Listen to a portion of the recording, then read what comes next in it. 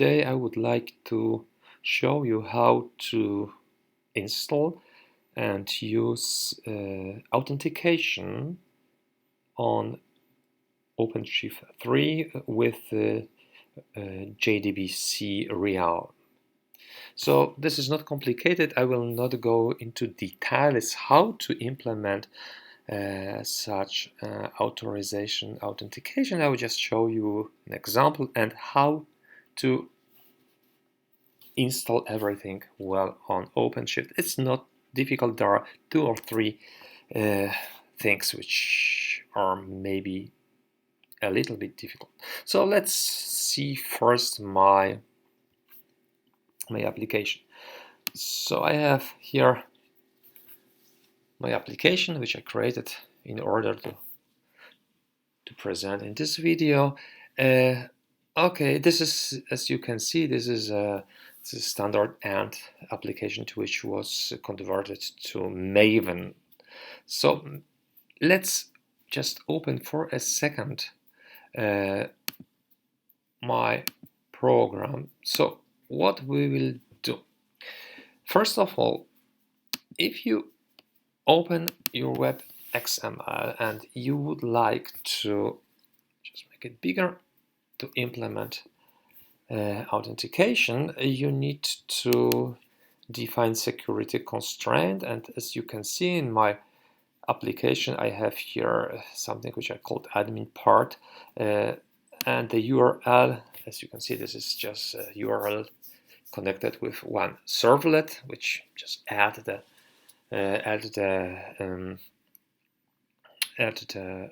products to the database. And of course we also need add this resource which is connected with the form with the HTML5. And then, as you can see, I add this authorization constraint where I said that the role name is admin. So only admin will be able to access this two URLs, add product and new product HTML. Then I have the standard settings for login config. So I have a login JSP and login error JSP.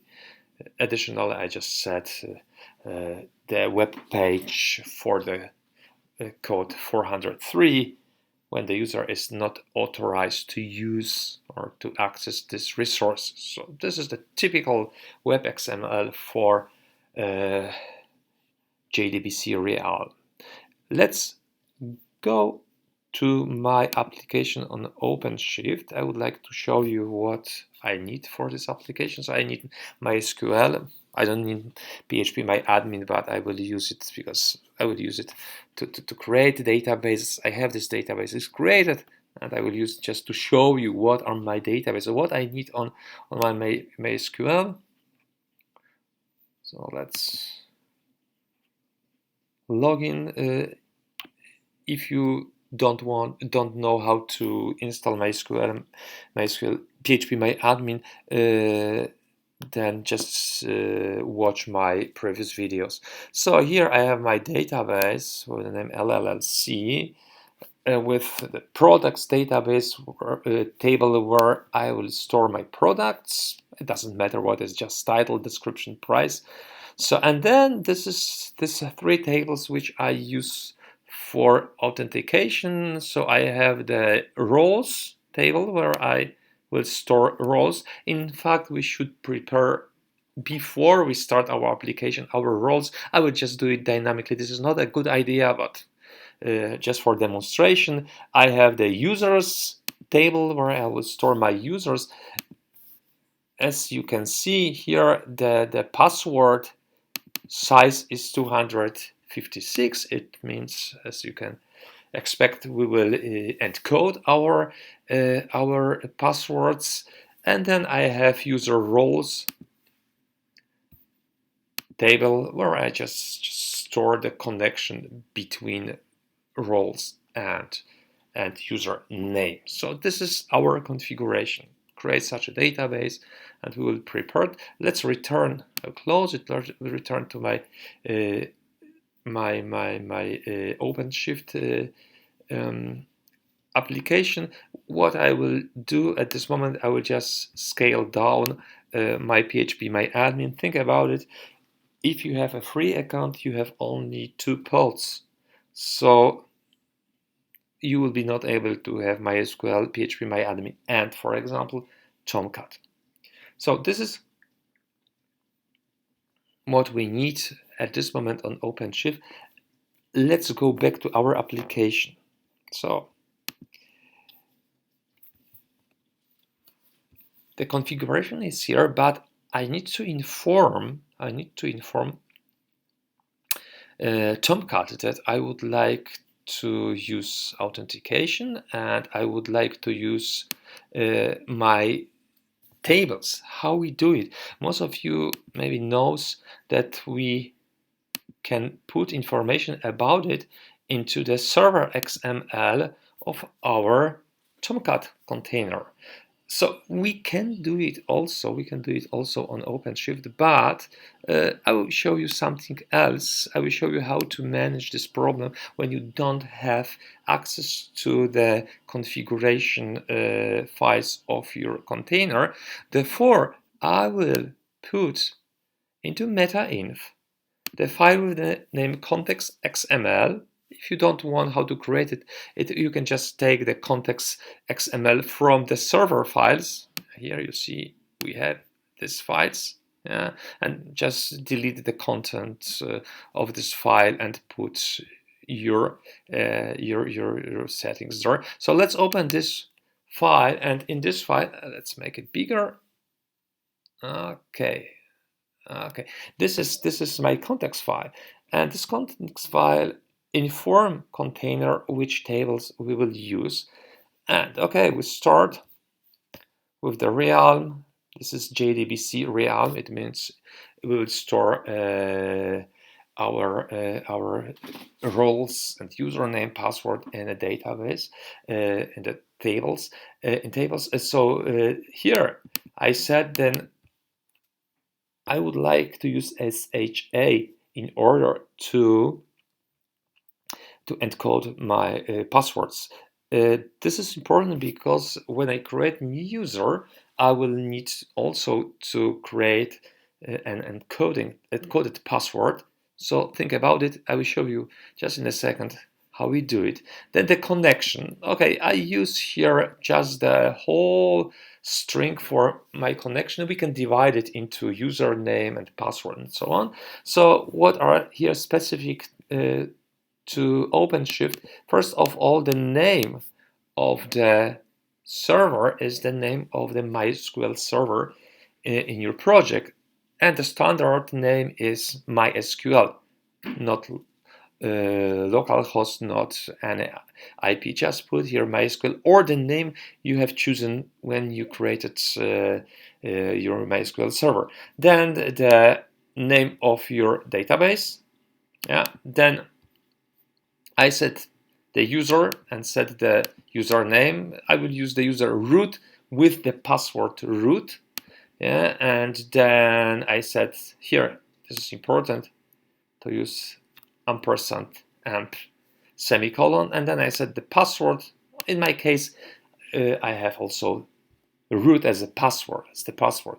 Then okay, the debug level is unimportant because you will not have this debug report on OpenShift.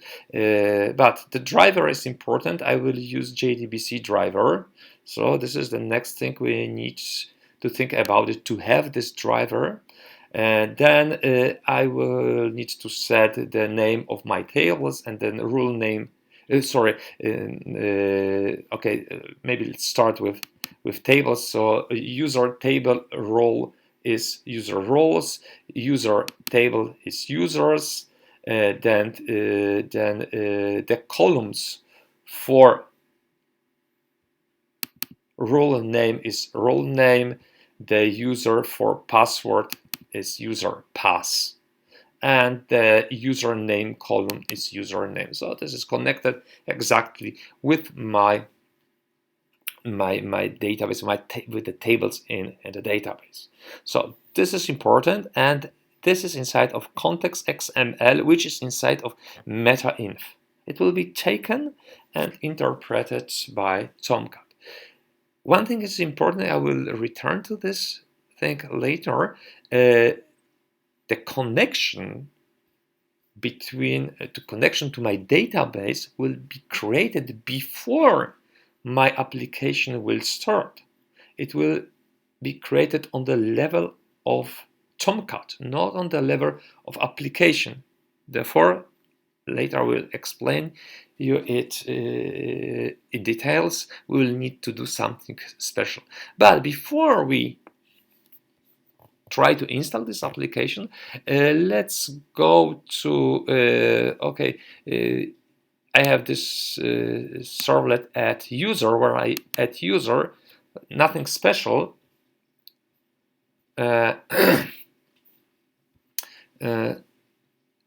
The most important thing is we need to encode our password.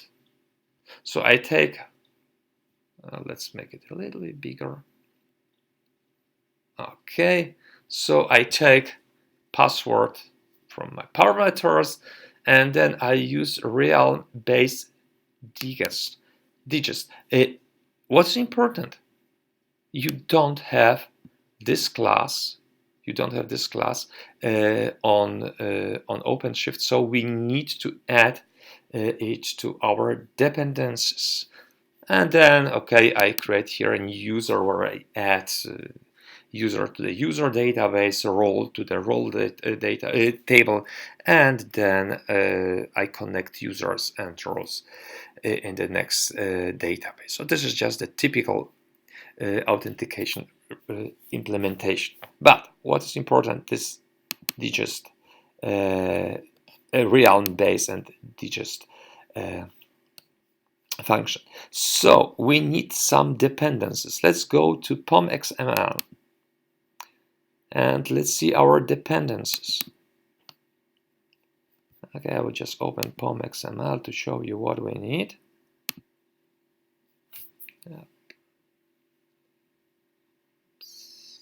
Okay, what I added the final name to be root. Okay, if you want to have your application installed in the root directory, but then I need the servlet JSTL. If you use JSTL version 1.2, if we use Tomcat 8, then Java Servlet from Java Servlet API version 3.1. Then here I have the dependency for MySQL. But what I know at this moment, this MySQL connector is installed on OpenShift. So in fact, we don't need it.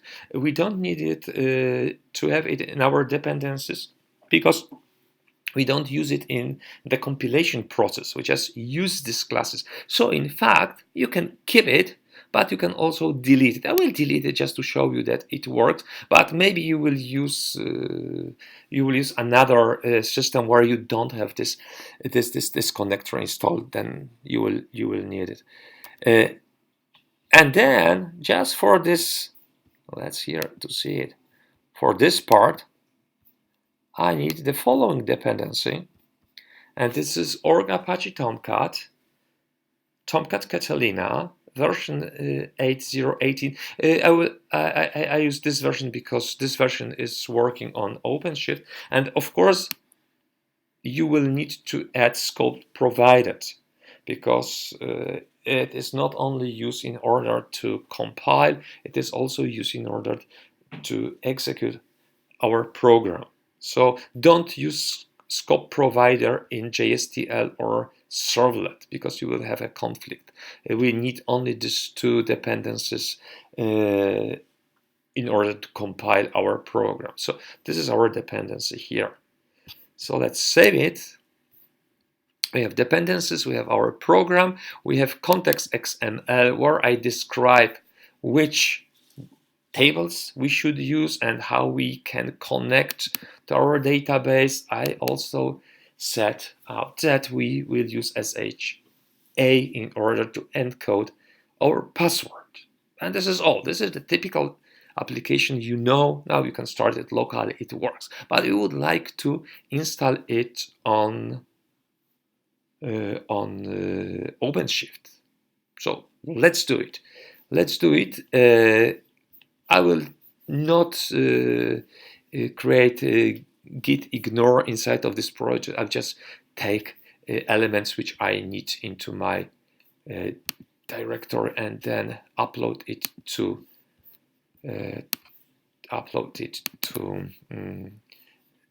sorry, this is the old.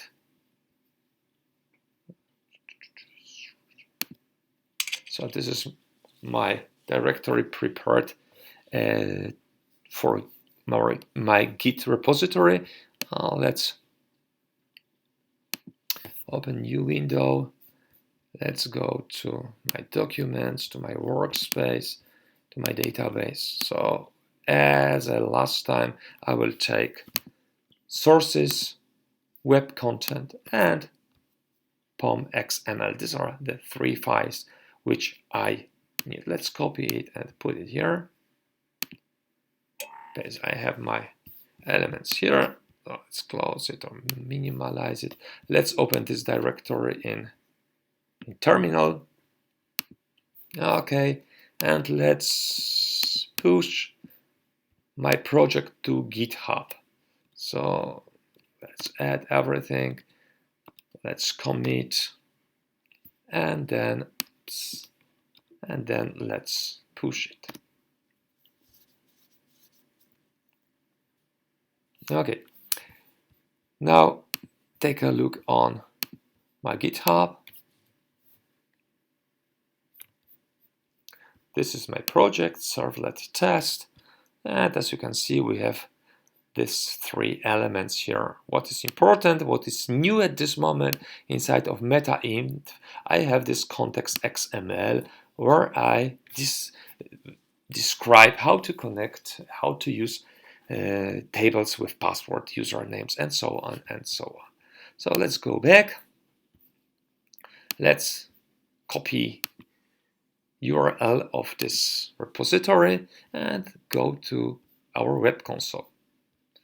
Okay, we have some problems. PHP my admin's still working, but we need one more pod. Okay, as you can see here, I have some problems with OpenShift. Maybe you have the same.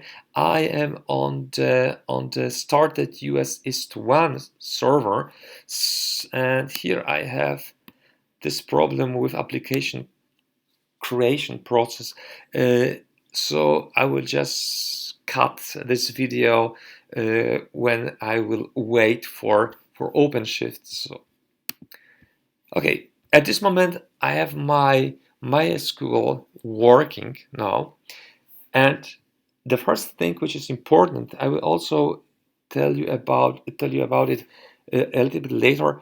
When you install such an application, your MySQL service must be working at this moment. Why? Okay, because let's return, because we use this context file, and this connection, or maybe this connection, will be created not when your application starts. It will create it when you just deploy your application. So this is executed on the level on Tomcat.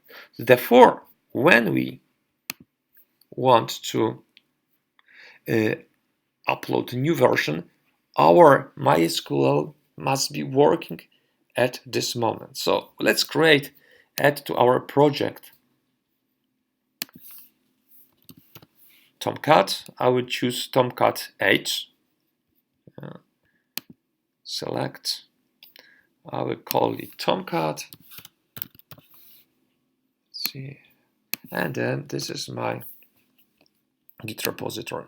Let's create it. So it will take some time. So I will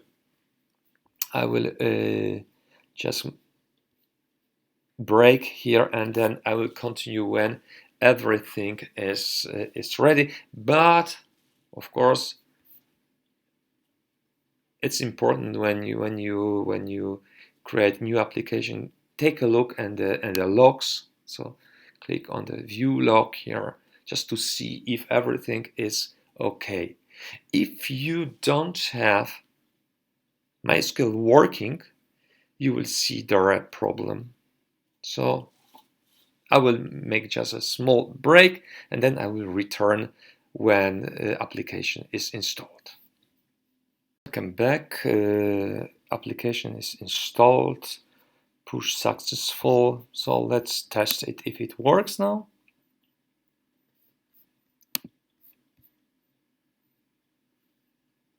Okay, my MySQL is working. This is really the most important thing here. And then let's test if it works. Okay, let's list all products. Okay, this is empty. It looks there's no problems. So MySQL is working because we are able to connect to MySQL.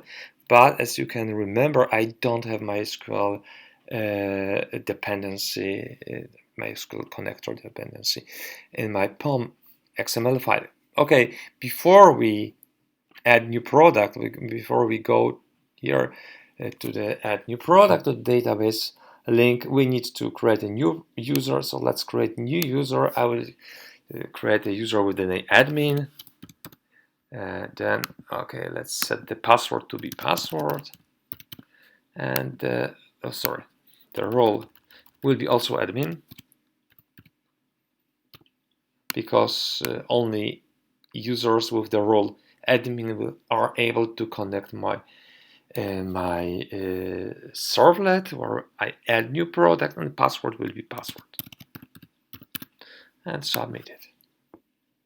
Okay, the new user is added to the database, and now let's try to add new product to the database. Okay, I'm asked to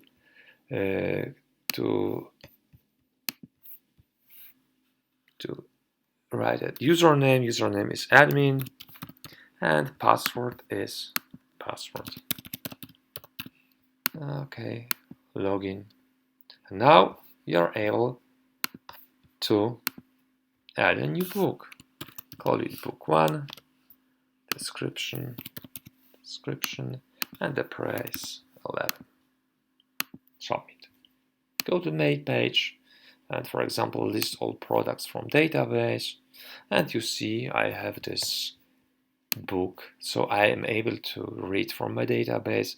I'm able to add user and so on. Let's test if what happens when I just log in as a non-existing user. I don't have the logout process implemented, so I will just delete all my cookies, and then I will just log out. Okay, then add new product. Okay, that's logged in as a non-existing user. Okay, this is the error page. But then what we can also do, we can new a new user. Let's call this user. The role will be not admin. This is important. I will use also username, role, and the password will be password. And then just one more time, I'm not sure. And now we will try to add a new book using this new account. So now I will log in like user as user, and the password will be password. And login. I am not authorized to use this service, and of course this is, as you can see here, this unauthorized JSP page. So everything works, but this is not the end. This is not the end, because now let's try to change something. Of course, I will change almost nothing. Let's just go to the index and I will just add here hello, just to add something. And then I would like to install this program one more time. And this is problematical now. This is important. So this is the index file. Let's add it to my. Oops, let's add it to my.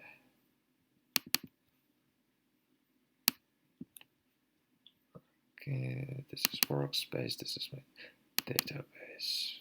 Okay, I will just delete all the files and put it one more time. I know I can just add one file, but it will take more time just searching for this file. Copy these 3 items one more time and paste it here. They are pasted. And then one more time, open the console and git add, git commit, and then git push. So as you can see now on my GitHub, when we go to web content and we open the index file, you will see that we have this hello here. So this is a new application. Now I would like to install it one more time. Let's go to OpenShift. And of course, what you can do, you can just try to install it now, but then you will have one pod from MySQL, then one working pod from Tomcat, and one new. So 3, this is too much. We have only 2. And in most cases, and most people just scale down MySQL and try to install it like this. It will not work because we need MySQL when we install our application. So the most important thing is just scale down here your pod. And then build it one more time and deploy one more time. So let's go to builds or Tomcat builds. And then we start a new build. So it will take time. I hope I will scale down before my Tomcat before I start build. So let's start build. Go to overview.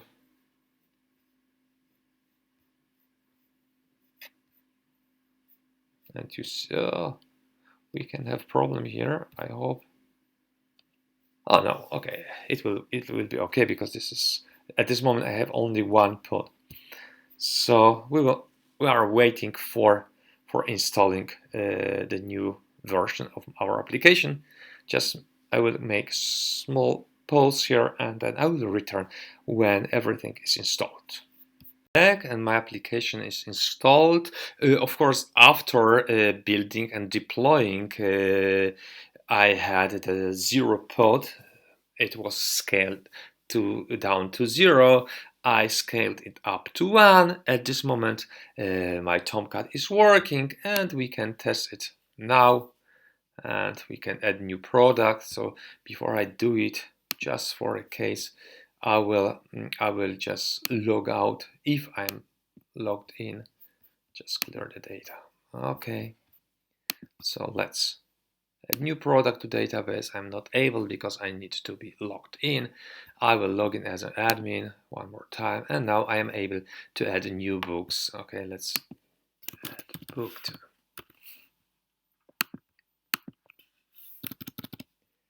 Price 22, submit, main page, and for example, click delete products. And you see I have these two elements here. So it's working. I had no problems. I needed to wait a lot, but okay, that was not problems. One more time, when you install such an application with context.xml, where you set up the database connection. You need to have your MySQL working. So if you have the only limited resources, like when you use the free account, where you have only 2 pods, you need first scale down your Tomcat, then build and deploy. And after this process, of course, your Tomcat will be scaled down to 0. You need to scale up it to 1, and then you can use it. In the next video, I will show you how to configure JDBCRealm on the level of the whole server, but sometimes it's useful to be able to put the configuration inside of your application, because in this way you can have two different configuration for different